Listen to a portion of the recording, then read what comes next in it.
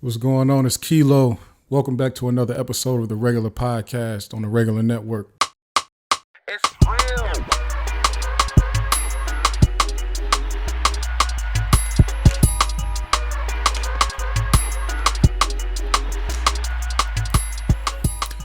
What's going on, y'all? How y'all feeling? We back for another week. Of course, we want to start it out by saying make sure you like the video, make sure you share this video, make sure you comment your thoughts below, and make sure you subscribe to the channel.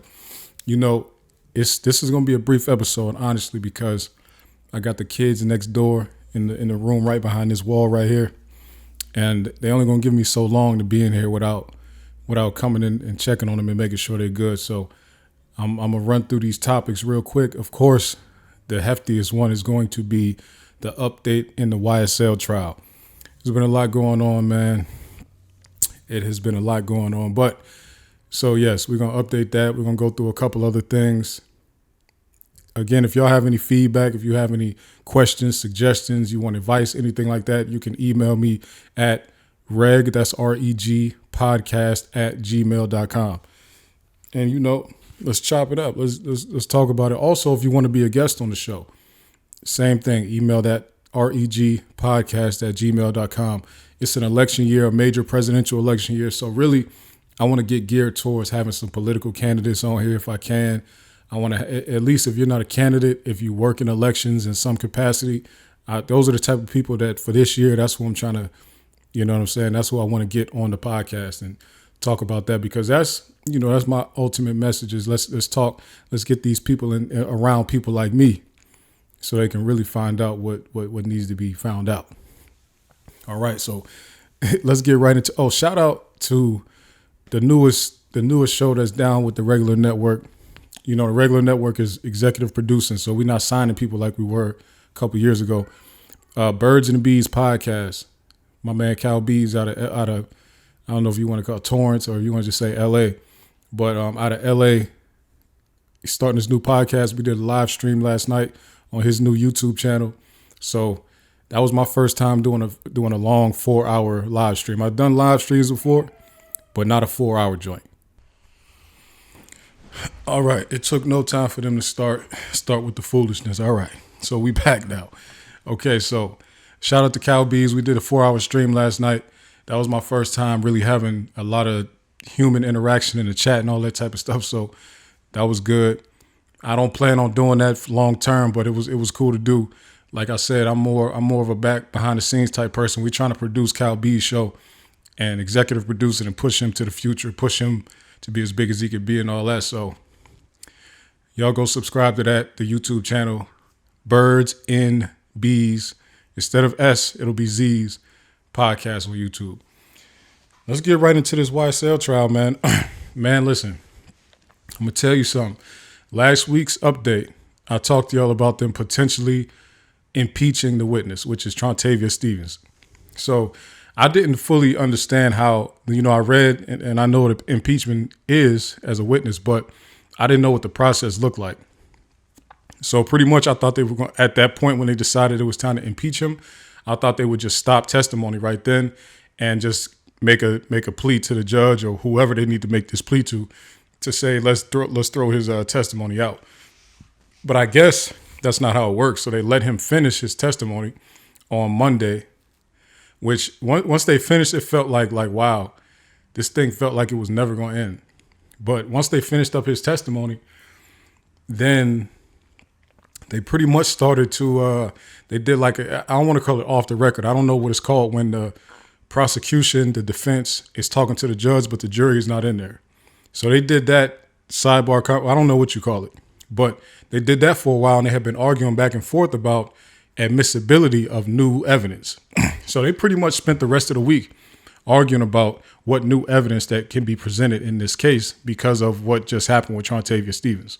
They also talked about the matter of impeachment of Trontavia Stevens. So, man, it's a lot to get to. I know this will be considered to many as a boring week of trial.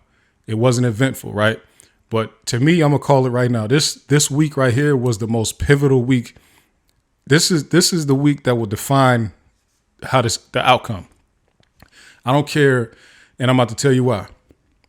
This week, though, is going to define the outcome because of the arguments that's being made right now during the week that we just seen are essential to the way the rest of this case is going to go. And it's essential to how cases in the future are going to go, especially when they're going up against gangs like this or supposed gangs like this that have a lot of money and resources where they can get witnesses to get on a stand and kind of like play with the state. You know what I'm saying? So nobody is accusing YSL of threatening Trontavia Stevens to make him give that type of testimony. But the state clearly didn't anticipate Trontavia Stevens giving them that type of testimony. And they also are now probably anticipating other people to do the same thing. Other people who took plea deals to do the same thing. So now, first of all, one of the main things that was argued this week by Brian Steele and his team was the case of lyrics in court. Now, it wasn't specific. It wasn't just generally lyrics in court. Last week, Trontavia Stevens was asked by the state prosecutor, how many songs do you know how many songs Young Thug mentioned being truly humble in God? And like, what songs does he ever rap about that for us to actually believe that that's what Thug stands for? He was like, he pretty much was like, I can't answer that question under duress right now, not in this situation because you're kind of pressuring me and it's hard for me to think. Then he kind of rambled on for a little bit. Then he came up with a song, and the song was called Dropping Jewels, right? So when he brought up Dropping Jewels, and she said, well, what did he say in that song to make you think he was talking about God or being truly humble under God or whatever? And he pulled a lyric out of his hat, right? Which is good on him. Sharp thinking. Good for him. So it made us say, dang, he came up with that pretty fast. But then the state got the weekend to figure out what they was going to do with that because he pulled a fast one on them. So the state couldn't, they probably was deliberating, figuring out. Then they realized, like I said earlier, a few weeks ago, the state can't go forward with certain line of questioning unless the witness gives them the information first. Then they could build on what the witness gives them. Dropping Jewels wasn't part of this case, but because Trontavia Stevens introduced it into the case by mentioning that song and giving lyrics, then Monday came around and the state came and pretty much read the lyrics to almost the rest of it. They didn't say every line, but they pretty much went down the lyrics of the rest of the song and said, and it sounded crazy. Like the lyrics not that it sounded crazy because that's how rappers rap a lot of times, especially if they're street rappers. But when you're in a trial for your life and you have to just read these lyrics without a beat, without any context, without anything, you just have to read these lyrics out loud. And you're talking about killing people and you're talking about this and that and that. It sounds bad to a jury. So that happens. And here's a major thing that I noticed, right? So that happens in the prosecutors asking Trontavia Stevens, like, what is this line? Does this line have anything to do with being truly humble unto God? And we're talking about crazy lines. And Brian Steele objects. He's saying that's speculation. Pretty much Trontavia Stevens can't speak to what Young Thug meant in this line. And the judge overruled Brian Steele's objection. Hold that point, right? So then they're going through and she pretty much did that with all the rest of these lyrics, just letting the jury hear. And she's emphasizing certain curse words. She's emphasizing certain points of that would help make her case. Pretty much that all the violent stuff. She emphasized it. So then Brian Steele comes back on cross-examination and he says to Trontavia Stevens, pretty much is saying like, what does Dropping Jewels mean? And they won't let him answer the question because the state objected. That's speculation. He can't say what Young Thug meant when he came up with that lyric. And the judge actually sustained the state's objection. So when the state asked Trontavia Stevens to speak to what Young Thug meant, the judge Glanville, brother man, you allowed Trontavia Stevens to answer that, even though the defense objected to it. Same exact reason, speculation. He can't speak to what Young Thug knows, what Young Thug meant in that line, right? You objected. I mean, you overturned or overruled Brian Steele's objection, but then the exact opposite happens when the state objects to him being able to speak to what Young Thug meant.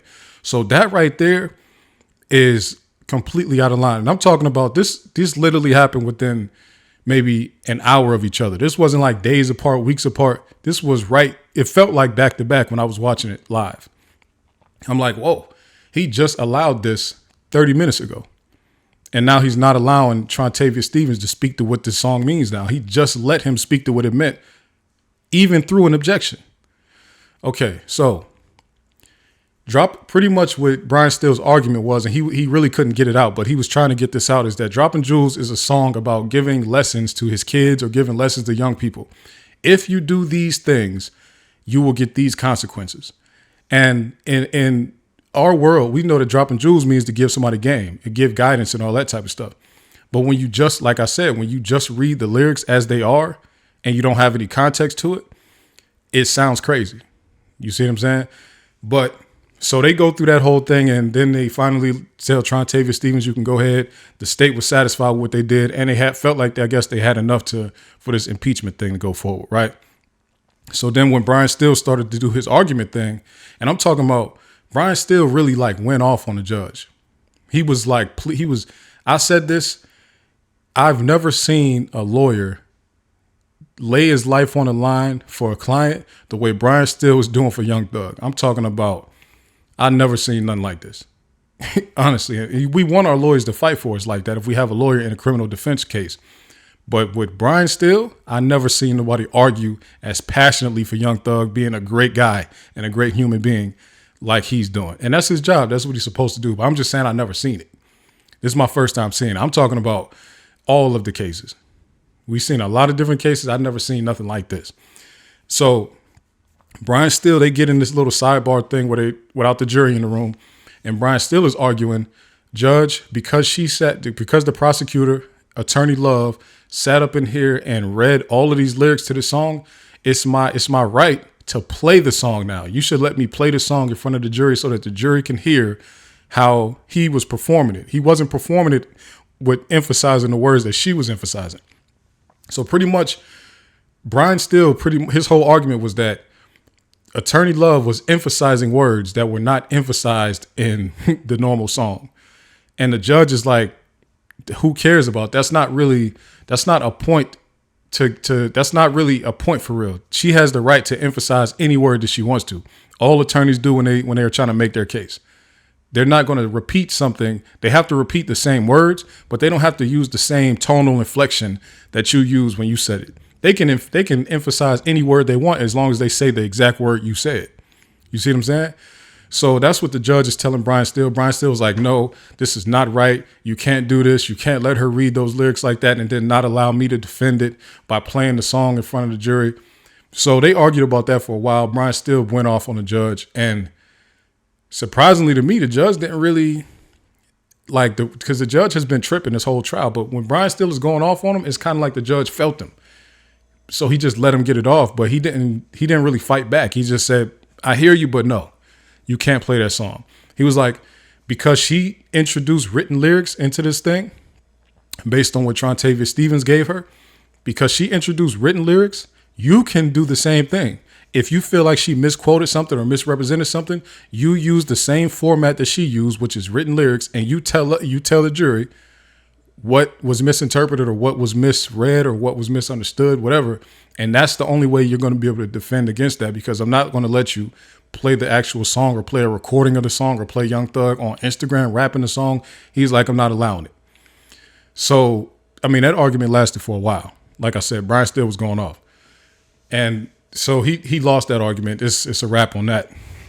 So then, come to find out, I think it was the next day, the state is like, so of course they go through this whole thing about a stolen, what was it? No. Now they're at the point where they're going over traffic stops where Young Thug is found. So now they're really getting into the crimes that they're saying Young Thug is actually part of. So they are like, Young Thug got pulled over with Gunna one time. I think it was Gunna and then one other person in the back seat.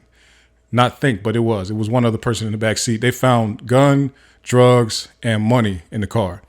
But they're saying that most of the stuff was in the back seat next to the guy in the back seat who wasn't Gunna or Thug, but it was next to the guy in the back seat. And they're like, pretty much the state is saying like these drugs and gun was in the car, was registered to Mr. Williams, which is Jeffrey Williams, Young Thug. All three of them were in the car, but all three of them could have gotten access to all of these items if they wanted to. So then my man, the silent killer, comes up on cross-examination Keith Adams, and Keith Adams just tear his whole argument up. It was a cop, police officer. He just tore it down. I'm telling y'all, if you see every single time in this case that a supposed witness or somebody who was at the scene of a crime comes up there, like not the victim, but if the witness comes, Keith Adams is coming up there to cross-examine every single time. I don't know if that's I never heard of that being a specialty, but I guess it might be because this is the first time I've ever seen this. Keith Adams specializes in cross-examining witnesses to crimes. So, and when I say specialize in, I mean he goes up there. The way that he questions these people, it makes it seem like you didn't see anything. When this same exact witness is talking to the state, you would have thought that he was riding in the car with them. Keith Adams comes up and he makes it seem like you weren't even in the same country when this crime was happening. Keith Adams is cold-blooded. If I get a chance to interview somebody like him too, I'm gonna take that interview because I need to find out how do they title you? What's your title at that law firm? Are you just like the silent killer? Because he's very calm and cool and smooth and all that.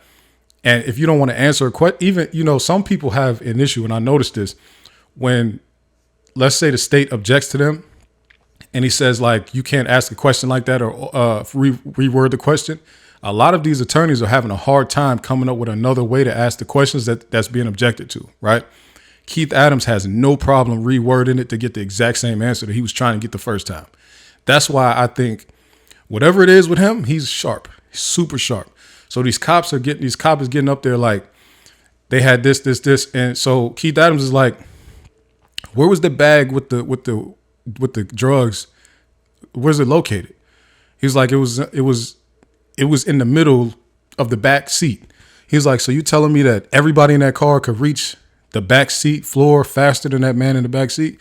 And the cop is like, yeah. So, and now it sounds like light the way I'm saying it, but when it was in real time, when he was asking him these questions, it just made it seem like he was trying to force a story. Honestly, it made it seem like he was trying to force it to say everybody could reach this. The drugs were in the back seat of a Maybach in a center console. So it's literally like I'm sitting in the back seat. My armrest is where these drugs is at.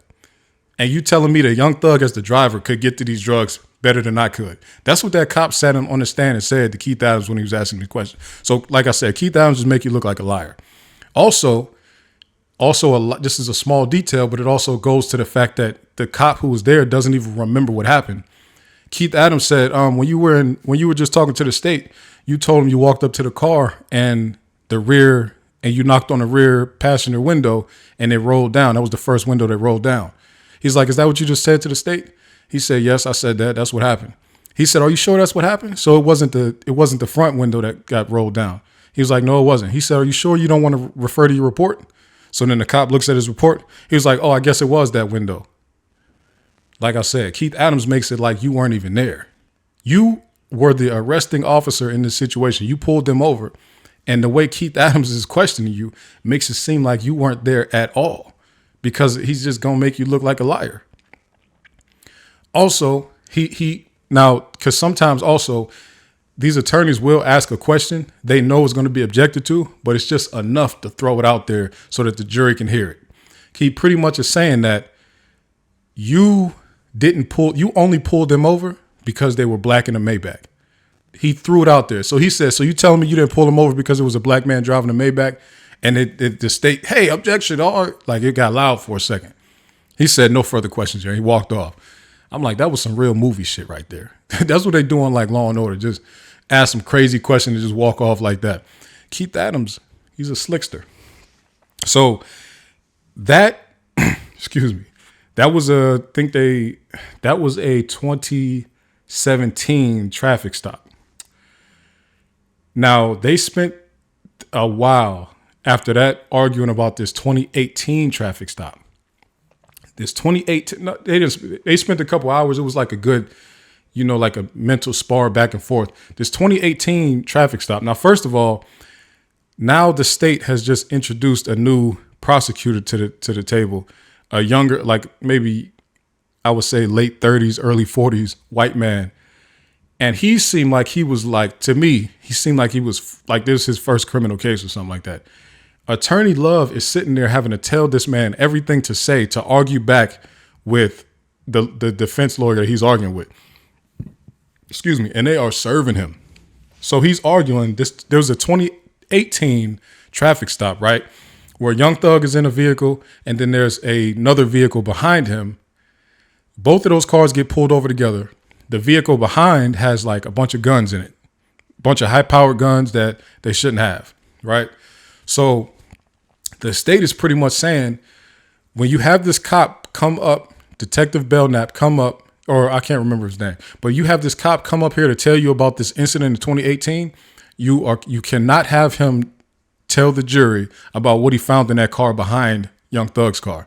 First of all, there was 4 people in the car behind Young Thug. None of them are in this case. None of them are purported to be part of YSL. And then when the judge asked who were the people in that car, the prosecutor didn't even know. He said, "Oh, a judge." So, and now this is the thing. Judge said, "Who was in that car?" He said, he started looking around. He said, then Attorney Love had to show him her phone of her saying, "I'll get you the names." And then the white dude says, "Judge, I'll get those names for you." And then they having to research it and find out the names. That he's like, "Oh, I got the names now," and started reading these names off. None of these people are related to this case at all. So you're about to introduce all these guns and all this stuff that you found on people, 4 people, none YSL, none in this case. But you're about to somehow use that and give that information to the jury in this case with these people fighting for their life for what? You're about to confuse this whole thing. So they had this argument back and forth about that. Young Thug's defense teams, they smashed. They blew it out the water. The judge agreed with them. They said there's no way that you can introduce that. The state is trying to argue, hey, we should be able to introduce everything that's connected because we're trying to make our case here that this is all part of some overall conspiracy. And Young Thug rapped a line about having snipers behind him and all that. So they're trying to say that when he rapped about having snipers behind him, the people in that car were the snipers. That, like, he referenced it in the song, so we should be able to use that for this traffic stop. The judge is like, no, all of these testimonies that y'all have given, I mean, all of the witnesses that y'all had testify so far, not a single one of them have made any connection to that traffic stop with that car behind Young Thug to this case at all. There's no connection. Y'all haven't made a connection. There's no foundation for that. I'm not allowing it. So the judge said, no, try again. But the judge kept on leaving it open, though. He said it's not admissible yet. He kept on saying that. He kept making it a point to say, I'm not going to allow it yet. Like, we can't have it right now. I'm just not going to allow it right now. So he was still kind of like leaning his bias a little bit that way, but it was such an egregious argument that he couldn't allow that. That was just dumb. Like, why you didn't even know who those people were, but you was about to try to put that in this case. How? So blew that one out the water. Now, if you are a fan of debates, like I'm a fan of debates, this is the perfect criminal case for you because these arguments that they have been having without the jury in the room have been just a great back and forth, great debate stuff going on, honestly, because they're arguing case law. They're just really testing each other's ability to argue stuff. So again, the defense, they blew that one out the water. I don't know what that white lawyer's name is, the white prosecutor, but they need to put him back in diapers, man. Get him out of here. He can't argue. Attorney Love had to give him everything. He didn't know nothing. She was literally telling him what to say as he's talking to the judge. She's sitting down, feeding this dude information, feeding him sentences to say. How's he up here? I told y'all about DEI last week. If you see a black person in them positions, it's not because they weren't qualified. DEI helps white people way more than okay. So anyway, so she's feeding him all this information. He got blown out the water with that argument. Now we move on to the next day's argument, which I think it was Thursday. I'm at Thursday now, I think. And now this argument lasted all day. The jury didn't even get a chance to hear any testimonies. They argued this one out all day. And this one right here is the one that is about to just change everything in the state of Georgia, right?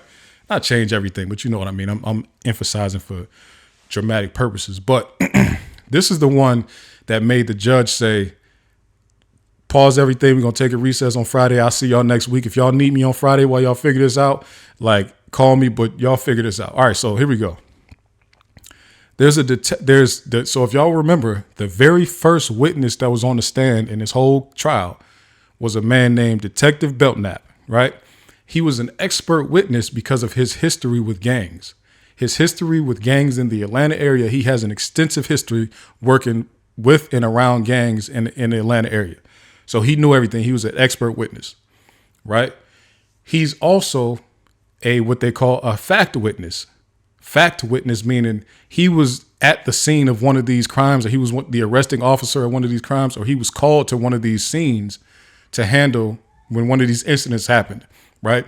So not only is he in this case as an expert witness, he's also in this case as somebody who dealt with YSL members actually on the street. So he's going to come in there and testify to the events that happened when he was around, right?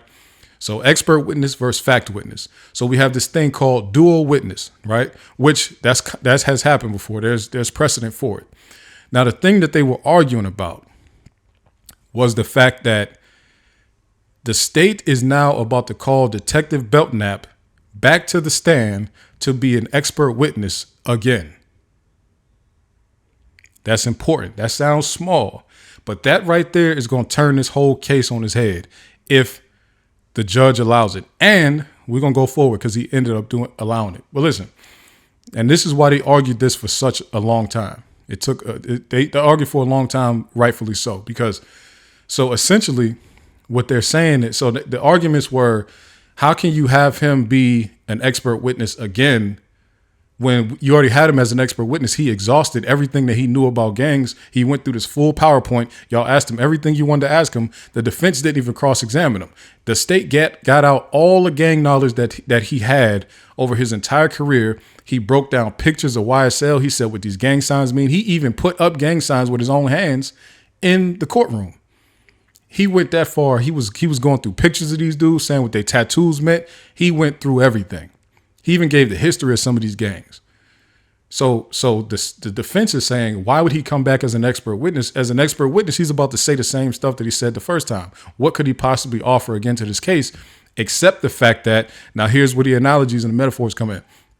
They said that this is akin to a song with a chorus. They're saying that Detective Belknap being used multiple times as an expert witness is going to trick the jury. It's like a chorus is what that's the words that they use. It's a chorus because you're going to have people, you started the song out with them, which the trial is the song. You started the trial out with this man as the expert witness. You have some testimony, and now you're going to bring this man back to say a bunch of the same stuff he said already. And then you're going to have some more testimony, then you're going to bring him back. And what's going to happen is that over the course of a 1 year, 2 year trial, however long this thing take, it's likely that the jury is not even going to remember anything except what the chorus was, which is what Detective Belknap keeps coming up there and telling them. They're going to keep remembering what he said. And then on top of that is, because you have deemed this man an expert witness, anytime you call somebody like Trontavia Stevens up there, right? And he says that person wasn't Rock Crew, this wasn't this was this was this. And then you say, bring Detective Belknap back up here to testify again as an expert. You're going to pretty much tell the jury, Detective Belknap is the expert. So everything he tells you about what Trontavia Stevens said, Belknap is the one that's correct. Trontavia Stevens is lying. Detective Belknap is the expert, so he knows what's going on. So every time the state doesn't like what one of the star witnesses gives them, they can just have Detective Belknap come up and just and pretty much disregard everything the last witness just said. So we don't have to spend our time impeaching all these witnesses, because we are anticipating now that all of these guys who took deals in this YSL trial, they're all going to come up here and do what Trontavia Stevens did. So we need some type of fight back. The way that we fight against this is we are going to encapsulate all of these guys' testimonies with Detective Belknap coming and giving us the real picture of what's actually going on. And the defense is saying there is no way that you could do something like that. That is completely off base. That is completely, it will cause the type of problem to where there is no way this can be unbiased. The jury is not going to be able to tell even though we can give all the jury instruction that we want, there's still the way that the mind works. They're not going to be able to differentiate between that man's opinion on general gang information versus him saying Trontavia Stevens was lying. They're not going to be able to tell the difference. And that's just psychology. Once you deem somebody an expert in your mind, anything that a person says that's against what the expert said, you're going to think that other person is wrong. So the defense, so they argued about this all day. They came out. We got a shark on the prosecution side, Miss Hilton. Miss Hilton is the one with the Philly accent. I don't even need to look her up. I know a Philly accent when I hear one. Okay, that is a Philly shark right there. Now the person that she had to argue against was Attorney Shard. That's Shannon Stillwell's attorney. That's the bald white dude, right? So he was no match for her. Attorney Hilton served him up. I'm not gonna lie, because listen, so they thinking they gonna come up in there and do all the, hey, well, you can't do that because it's like a chorus. They try to do a real poetic soliloquy to the judge, and she said, I got case law. She hit him with 2 cases, one from the Supreme Court and then another one from the state of Georgia. He was like, I never even heard of those cases. I don't know. I need to go read. Shard didn't have anything for that. And the whole defense team had nothing for what Miss Hilton was throwing at them. I'm not going to lie. There was nothing only thing they could do is say, this can't work like this because it's going to trick the jury. They're not going to understand the difference between him giving his opinion as an expert versus what he's saying is just law and is factual. They're not going to know the difference. He didn't really have any real basis for what he was saying. And the judge kept telling him, like, I hear what you're saying, but you need to give me a real argument. You're not telling me anything that's substantive to say why they can't use him as a witness like this. There's nothing there's no, in Georgia history, they're about to set precedent with this. There's no case that has used a person like this before, but there's also nothing against it either.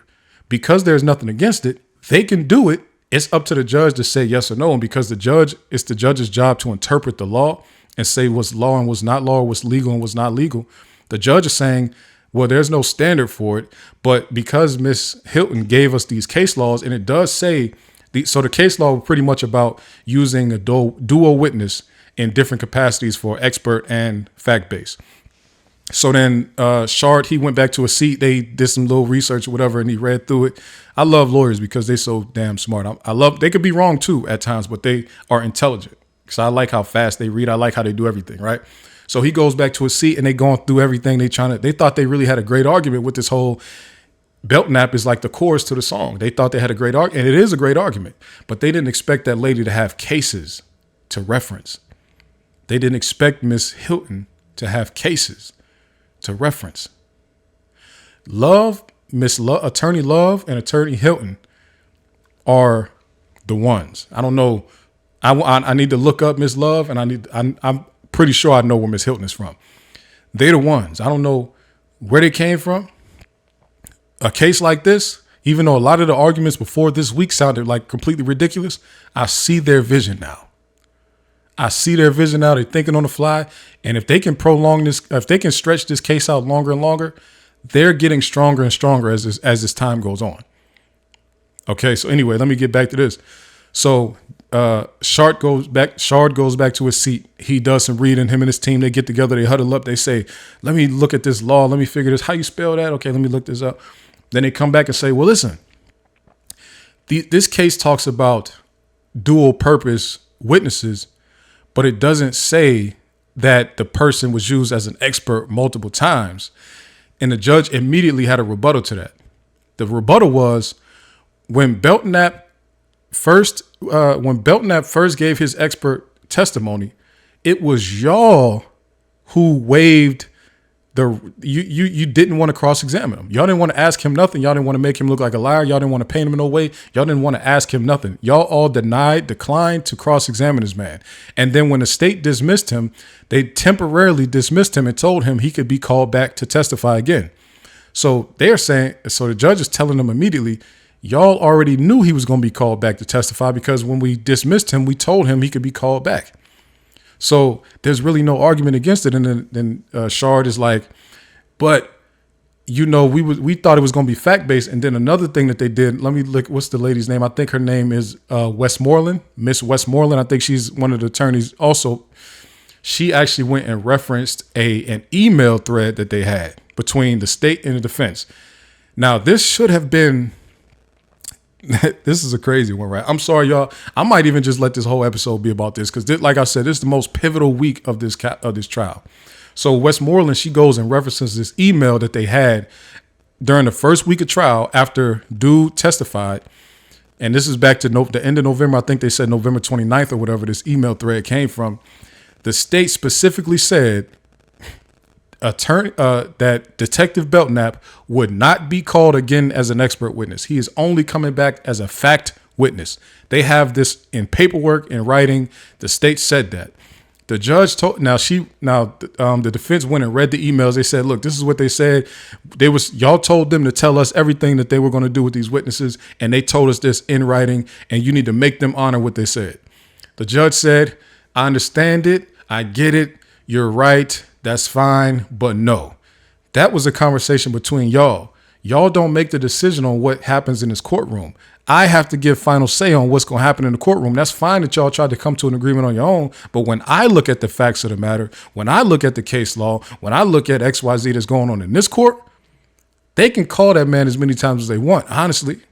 Now, he said he did let them know if it feels like it gets to be too repetitive, they keep on doing it, then we can revisit it. And then maybe I'll stop them from calling him as an expert witness. But the way everything is set up right now, this will only be the second time they called him. I'm going to allow it. This argument lasted all day. They was arguing about this shit all day. Literally, they didn't have a witness on Thursday at all. The jury was sitting in the back room the whole time. They only brought the jury out to tell them, y'all can go home for the day. That was it. Like, this thing got intense. Now, the reason I say that this is setting the precedent, like I said, there was no case ever in this history of this state to where this happened before, where they could just say, oh, we're going to just call the expert back every time somebody says something we don't like. We just get our expert back in here to clear it up. So with them doing this will undoubtedly be used again against other people. Like, I can't even understand. I can't even believe this judge is allowing this. We'll see how it goes on appeal or whatever. But I'm honestly, the way that this week went, and with them having the opportunity to have Detective Belknap pretty much button up all of the testimonies that they don't like, I can 1000% see this not going YSL's way at all. At all. There's no way that they're going to have a bunch of street dudes come up in there, throw the state off with a bunch of lies, and then have that detective come back in, clear everything up, talk about why they was lying, all that shit.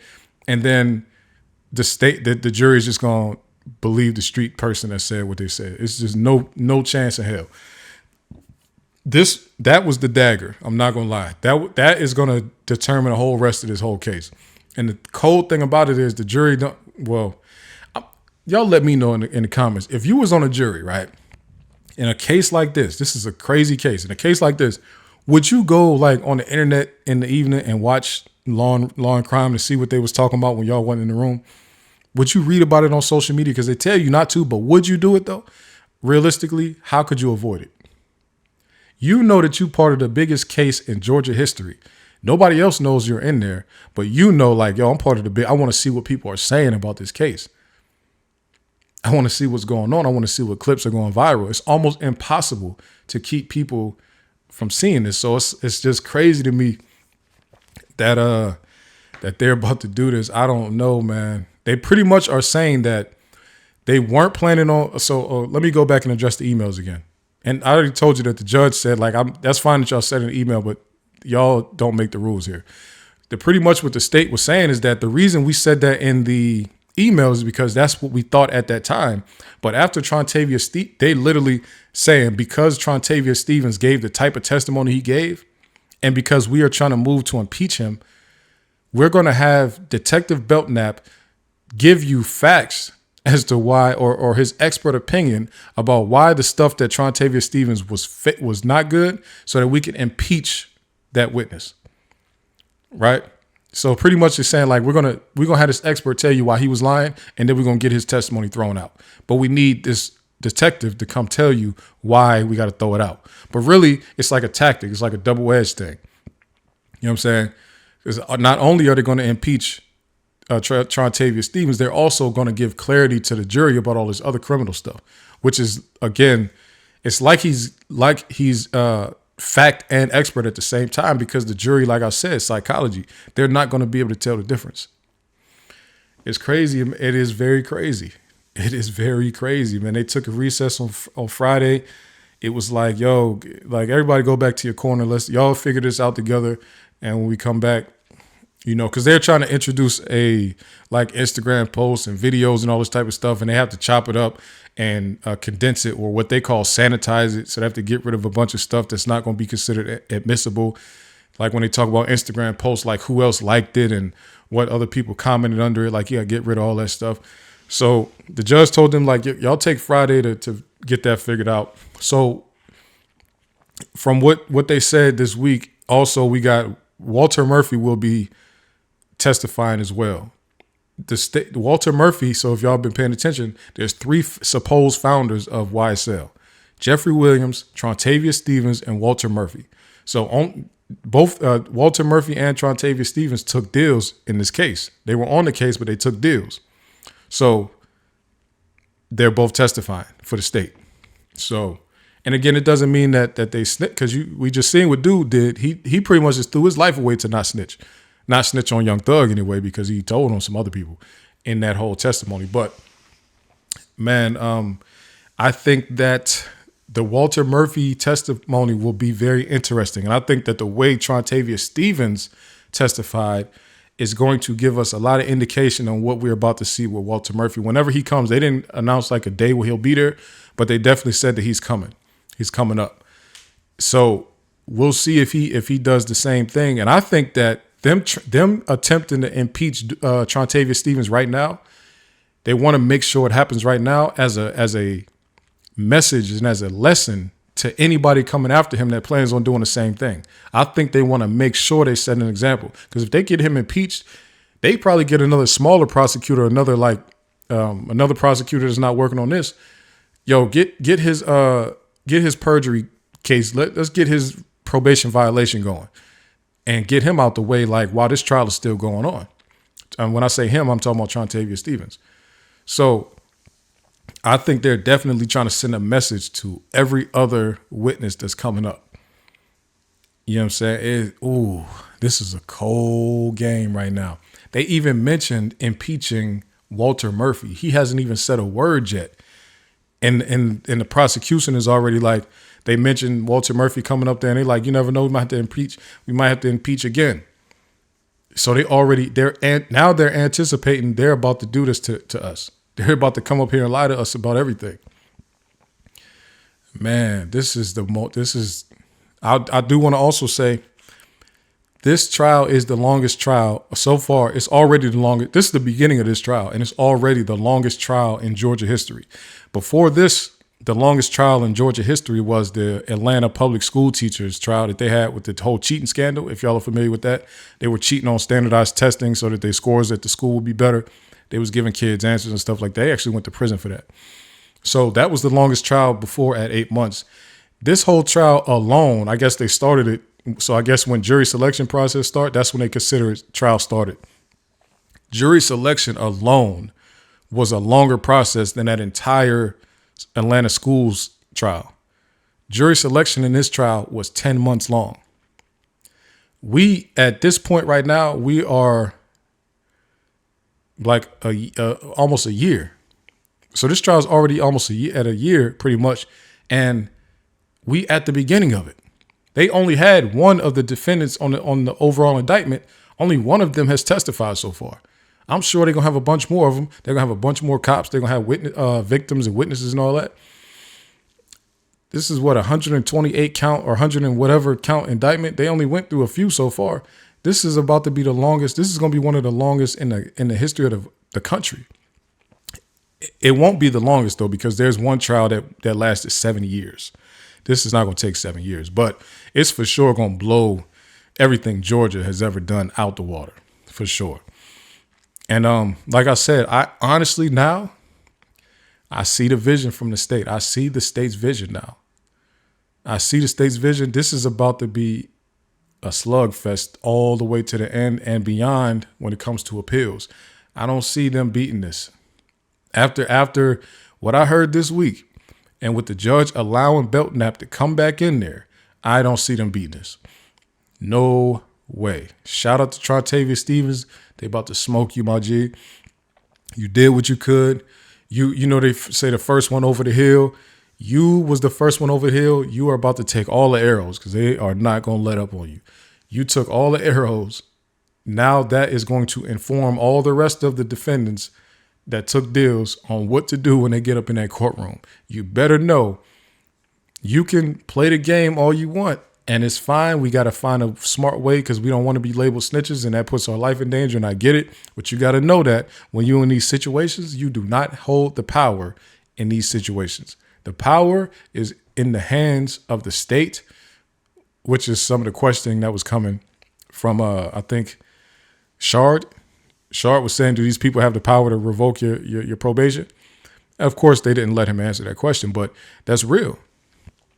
We could play these games all we want, but when you find yourself in these criminal situations and you waive rights, he waived his right to plead the fifth. He waived his right to all type of stuff.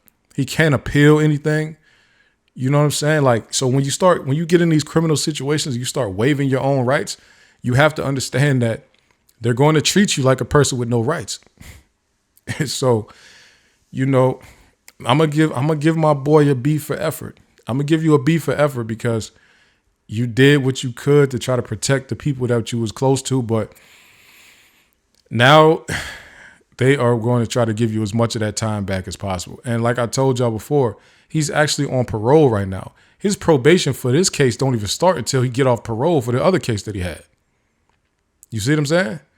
So, boy. Oh, by the way, yeah. This is sad. It's sad. Let me move on, man. Y'all let me know what y'all think about this week's case. I mean, this week in the YSL trial. Like I said, I think that this was the most pivotal that we've seen, man. Yet, this is the most pivotal week that we've seen. It really is, man. It really is. It really is. Okay.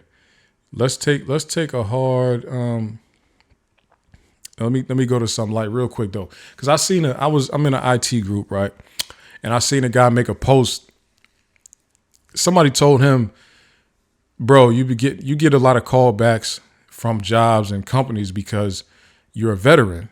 And like being a veteran, when it comes to your resume and getting interviews and stuff, is like a cheat code because companies get benefits from hiring veterans and stuff like that. And the man was offended. He was pretty much like, yo, how you going, like you trying to dim my light. You trying to take away all the hard work I put in by saying that I'm getting these opportunities because I'm a veteran. Like that's weak. That's whack. How could you say that? And then, a lot of people was in the comments of that post letting them know, bro, that's just facts. Like companies prefer hiring veterans, not only because of tax breaks and stuff like that, but because the marketing that they can do when they tell the world how many veterans they have working there. It just, in America, because we're such a militarized country and we just so military first and we just love destruction in this country, having formerly trained killers for the government on your payroll is like a plus in America. That's just a positive thing to us. When I say us, I'm just saying Americans. So for you to fight back against something like that, to just really argue as if that's not a true statement, that companies prefer veterans and you're going to get a lot more callbacks as a veteran than a person who's not a veteran. That's just, to me, that's just something that's dumb enough that doesn't even need to be argued. Like that's just, of course, everybody knows that. You know what I'm saying? And it brought me to something that I do think is a problem. I think it's an insecurity in the collective blackness of America, because we felt like we've had our accomplishments taken from us so much that now the idea, the inkling of an idea that somebody helped us or something helped us out and it wasn't just all of our hard work that did it, we are offended by it's like an insult to us in this country because we, like I said, we've had so many of our accomplishments taken and stolen from us. And I just wanted to be known that, hey, to my people, that is nothing to be ashamed of. I know when people look at T.I.'s son, King, and they see him, everybody can clearly identify that he looks crazy, trying to act like he got it out the mud, or he acting like he didn't have a leg up or some privilege in his life from having 2 millionaire parents. Everybody can clearly see examples like that and why it's foolish, right? But you don't see how you acting the same way over somebody talking to you about the military is the same thing. It's no difference to me. This is a young black kid who feels like he's having his hard work looked down upon because his parents was rich. And this is you feeling like you're having your hard work looked down upon because you have military benefits. And the benefit of not just military and VA benefits, but just the fact alone that people know you in the military, they're going to treat you better. We don't like that. We don't like the idea of that. Because it's an insecurity of ours for people to not think that we work hard. It's like, no, my hard work did this for me. We can't even imagine that something would just be easy for us. We don't even like the idea of anybody thinking something was easier for us. But I'm here to tell you, if something was easier for you, you should brag about it. We shouldn't run from it. If I got something easy, if I inherited $1 million from my parents, I would brag about it. I ain't inherit nothing from my parents, but if I inherited something from my parents, I would brag about it. If they gave me a house, if they gave me a car, if they gave me anything, I would brag about it. Now, I guess it's easier for me to say because I ain't never get nothing. But I'm just saying that most people who are in these situations, they either try to downplay it or they try to hide it. They try to hide the fact that they've been given some help from somebody. And it's like, why we try to preach this whole like we get mad at. We try to preach this whole thing about, I want generational wealth and all that. You want generational wealth is only generational wealth when you commit the act of passing it on. So you are offended by the whole, the idea that you've gotten anything, but you're about to do that to your kids. That's what you want. That's the whole goal to progressing ourselves, is to have something to give out, to help somebody with and all this type of stuff. It's not an insult to say that you got help or something came easier for you. You know what I'm saying? The thing is that we just have to recognize the things that come easy to us. We got to recognize when somebody did something for us to make everything after easier for us. We can't just keep on acting like everything is just harder for me. And I'm talking about individual cases. I'm not talking about the larger black community. I'm saying individually, you need to recognize when somebody did something that made things easier for you after the fact. Like me in my situation, I know that I wouldn't be in tech right now if it wasn't for a series of people helping me out, because there was no way I would just get a job by just going on somebody's website, filling out applications and somebody hiring me for tech. There was no way possible that was happening. No way at all. It just wouldn't have happened at that time, I'm saying, right?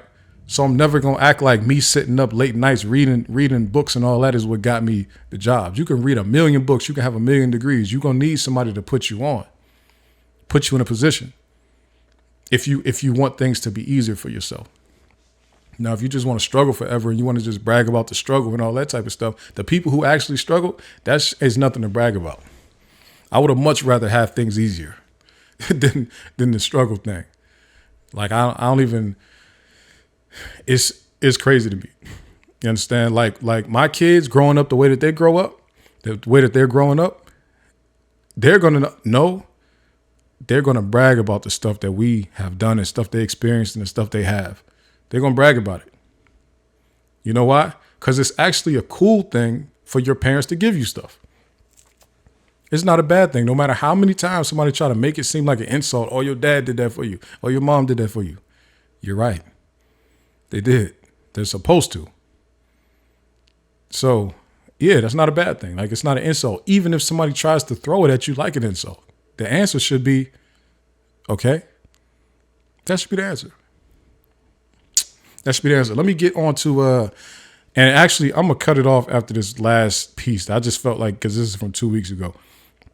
Oh, yeah, I'm going to save. All right, so let me get off because this news came out 2 weeks ago, and it's interesting to me how many people just kind of ignored it. So many people kind of just ignored it because, one of the themes of this show is they're kind of clearing up a lot of these misconceptions about black people and how we spend our money and what we actually do and what we think about and what we want politically and all this type of stuff. So we're going to clear it up. And the way I clear things up a lot of times is through information sources that y'all deem credible. You know what I'm saying? Because, you got to meet people where they are. So I find what the general masses think is credible sources. Because if I told y'all that, I got some information from a book from Ivan Van Sertima, y'all would say, oh, he was just a conspiracy theorist. Y'all a lot of y'all wouldn't value that information. Like when Dr. Claude Anderson, who was a world renowned economist, when he told people all this type of stuff, they act like this just wasn't good information, as if he wasn't qualified to talk about it. So, I try to figure out, let me go to where these people are at. And even the sources of information that the general masses agrees with and thinks are valid, they're agreeing with the stuff I say. Okay, here we go. Excuse me.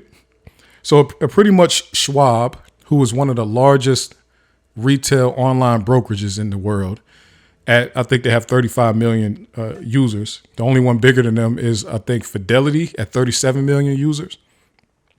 They did a study about, so this is the Ariel Schwab Black Investor Survey of 2022. Long-standing disparity between black and white investors narrows, but new risks emerge. Let's read this here. So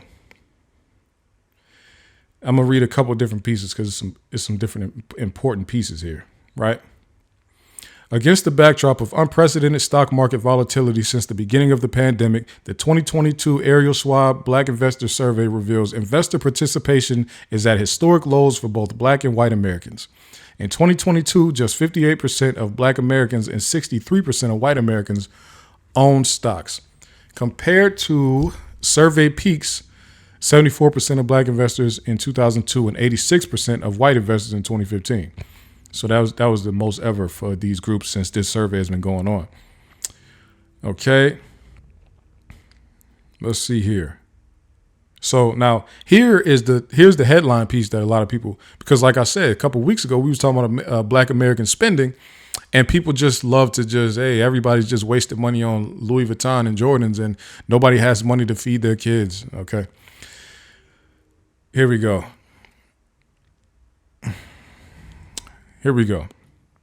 Let me just read this whole paragraph. While the investment gap between white and black and white Americans narrowed in 2022, there was a significant drop off among white investors and only a nominal increase among black investors, up 3% from 50. So it's like they try to play the game of, so essentially white people are investing less in the stock market and black people are investing more in the stock market, right? So white people went from, in 2022, there was 71% white people invested in the stocks. And in 2020, there was 55% black people, but now it's 63% for white and it's 58% for black. However, stock market participation is higher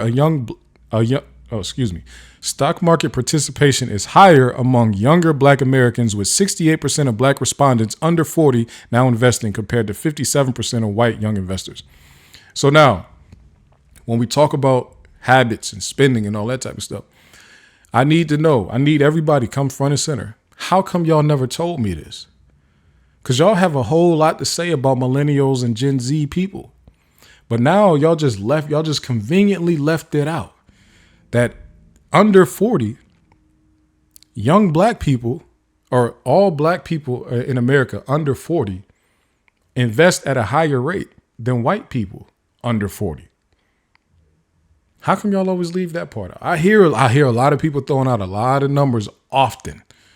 I hear them do this very often. I never heard y'all throw this one out, though. I heard you tell me how many Jordans we bought. I heard you tell me how much Gucci we bought. Both lies. I heard you tell me how much liquor and malt liquor we buy. I heard Umar tell me we spend $19 million on grits. Where he got that number from, I have no idea. He don't even know where he got that number from. But I have never heard y'all tell me that of Americans that are under 40, 68% of black respondents are invested in the stock market as opposed to 57%. Now, this is I'm realizing that this podcast is about to be one long series, not today, but over time, one long series of straightening out a lot of the lies that y'all tell about black people and our money and our spending habits. For too long, we have run with this lie that we are in the position that we're in because we all blow money on chicken wings and fake hair. That's what y'all been telling everybody. Y'all been saying that black men been wasting our money on Jordans and black women been wasting their money on Asian weave. Once again, the numbers don't support that. What really sickens me more than anything is how long y'all been just making up these numbers and lying about them. Like where did I'm trying to figure out what was y'all getting out of making this stuff up? I can think of a few different reasons why y'all would make this stuff up and just keep on repeating it. But I just want one of y'all people that just love to repeat this stuff. Can you tell me, what are you getting out of this weirdo activity? And also, and that's all I really want to say on that. I'm about to get up out of here too. As you can see, my eyes are low. I am extremely sleepy. I'm about to edit this. I'm going to chill with the kids. We're going to put some movies on. I went and got these kids. Listen, I'm going to tell y'all real quick. For lunch, I made lunch at home, but I wanted to get them some slushies, right? So I'm like, I took them to the park, whatever. We went to the playground, brand new playground by my crib or whatever. Went to the playground, and I'm like, it'll be good. I'll go get a car wash and take them to get some slushies, right? We'll make food at home, but I want to get them some slushies. So we get the slushies. And I'm one of these parents that, I kind of, I don't really let them have a lot of like these treats and things like that. I feel like I'm fair. I give them like snack time throughout the day, regularly on regular intervals, but stuff like that, they don't get often. So, man, they drank these joints and started acting a complete fool. I'm like, what? I just instantly, after they started acting crazy, I was like, why did I let these kids have this? Immediately, I'm thinking like, why did I do that? I did it to myself. And I know I did it to myself, but they started acting a fool. And normally, I'm saying acting a fool, they still behave better than a lot of people's kids. Cause like, listen, but to me, what I let them do, what I allowed them to do, they was acting a fool. You know what I'm saying? So, man, shout out to me for playing myself. Congratulations. I really played myself. I gave them some slushies, some blue raspberry slushies. I got more upstairs. I'm about to go drink the rest of mine. I gave them some blue raspberry slushies, and boy, did I pay for it. In more ways than one.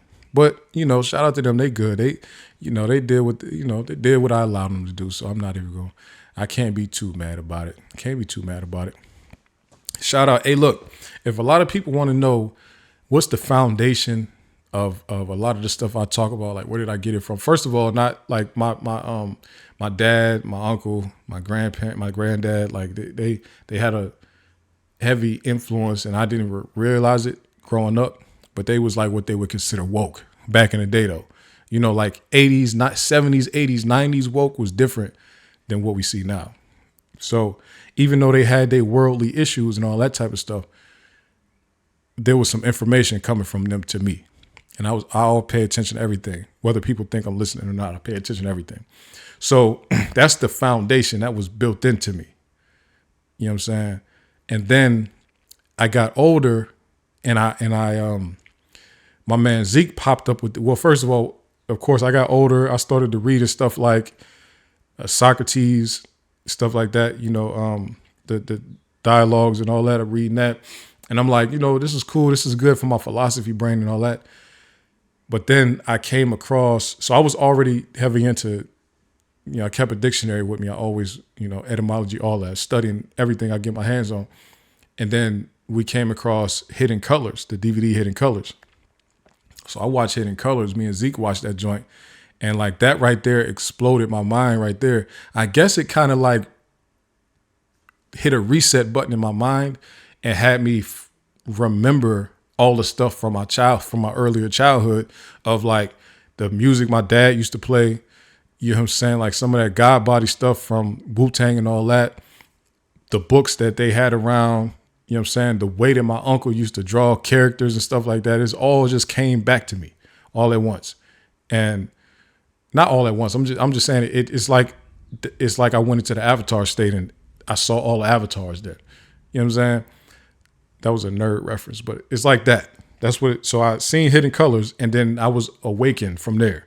And I'm not the type of person to just see something and it's just that, and then I'm just about to go repeat that for the rest of my life. I went in a rabbit hole. That became my life. Researching Black everything. To the point where I got back to the point where we not even Black. We Al Kebulan. We are descendants of the Anunnaki. I went down every rabbit hole you can think of. I didn't stick to any one because I just was going thing to thing, just learning and reading and all that. Like I said, when you get to the Anunnaki bag, you know you deep. You deep in. If you in the Anunnaki bag and you like, yeah, we came from up here and we made these so that we could mine gold. Because when you get in that bag, you are far, far, far in that thing, in that hole. You far in the hole. I was there. I was into the Moors thing, not the Moors Science Temple of America, but the Moors, like the Moors was traveling back and forth between here and there. And, I was in all of it. This wasn't America. This was a Mexum. And all of it. I was everywhere with it. One of the most pivotal texts that I got my hands on. I don't know where Zeke found it at, but I read the ones he had, and now I bought my own copies. This is a 3-volume set, right? Sex and Race by J.A. Rogers. I think this is the one right here that turned me up the most. I'm gonna tell you why.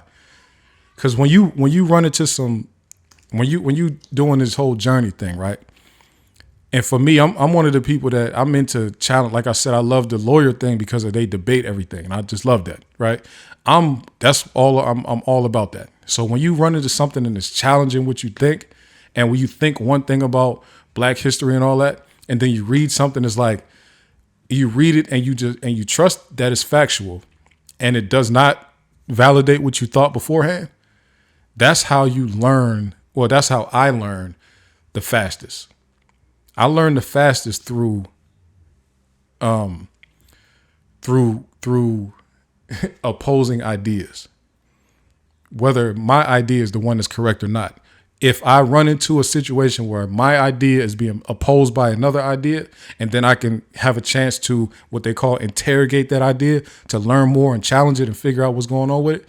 That's how I learn the best. And as people think, oh, you like debating. No, I don't like debate. I ask a million questions the way I do because I'm learning something right now. Just, you know what I'm saying? That's just how I am. That's how I learn. But now this series was written by J.A. Rogers, right? And he was a man, pretty much a self-taught genius historian. And he just went around just doing as much research as he could. And he pretty much put together this thing about pretty much the whole history of how white and Black people came to interact with each other.